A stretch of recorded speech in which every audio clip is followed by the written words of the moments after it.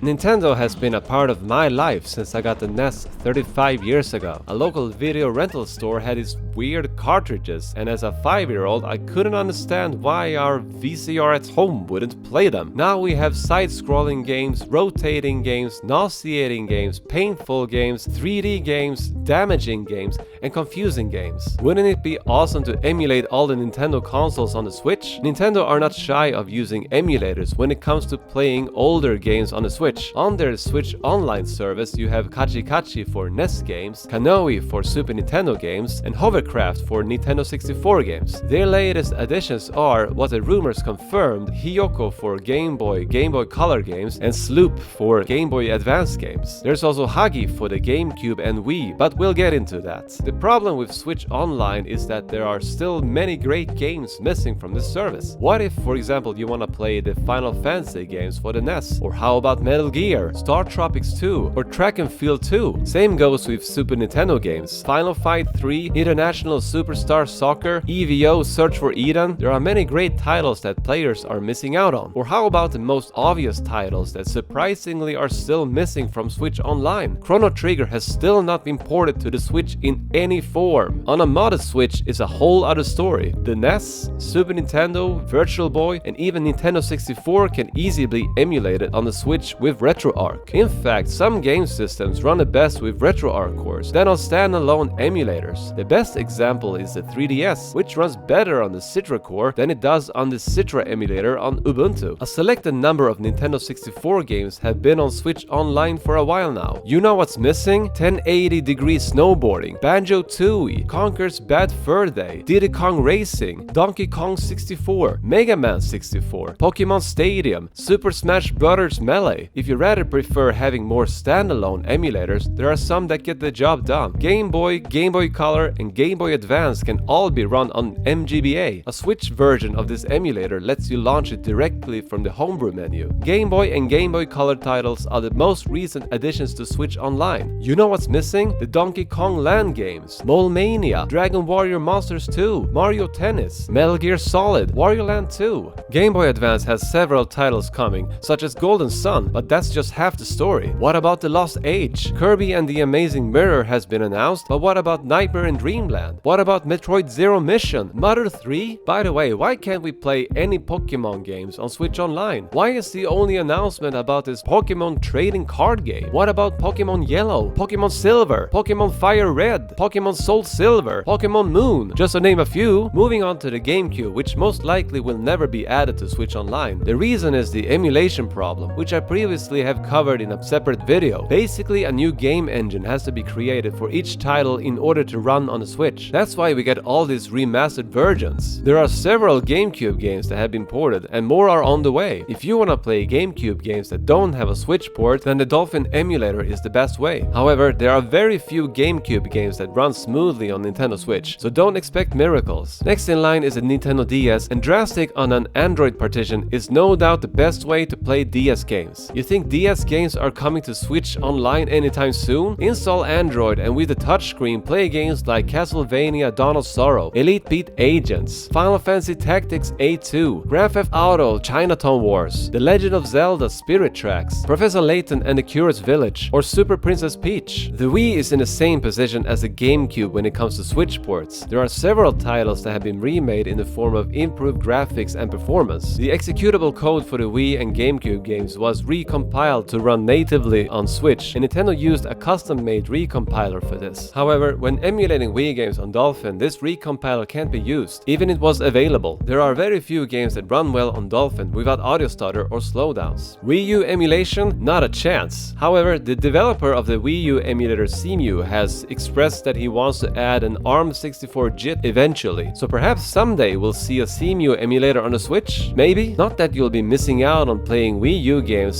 since several titles have been ported to the Switch, some for the better, some for the worse. The 3DS, as I mentioned earlier, has better performance on RetroArch with a Citra core. I dedicated a whole video about this that you can watch here. It certainly looks promising, so don't wait and start today. The best running games you definitely should check out are Dragon Quest VII, Ocarina of Time 3D, and Majora's Mask 3D. Games with rather suspicious performances are Final Fantasy Explorers, Fire Emblem Awakening, and A Link Between Worlds. Which one is is your favorite Nintendo console? If you have any game that you want to see running on the Switch, please let me know in the comments below. See ya!